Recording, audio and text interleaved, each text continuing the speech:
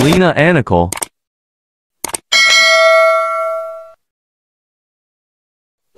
You know I'm gonna get.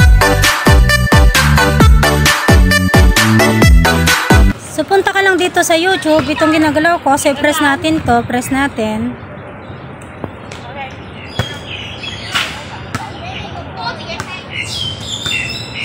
So punta kayo lang sa profile nyo sa taas. Kung makita nyo ang profile kong napakaganda doon, so press lang natin yun, press natin. You know I'm gonna get.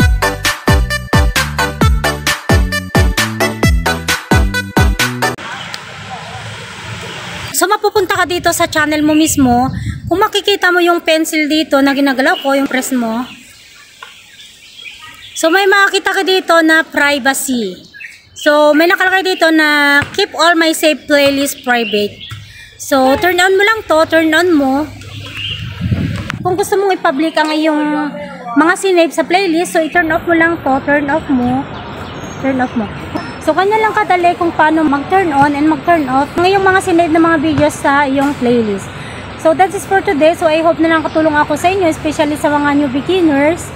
So, see you on my next tutorial. Thanks for watching. God bless us all. Bye-bye!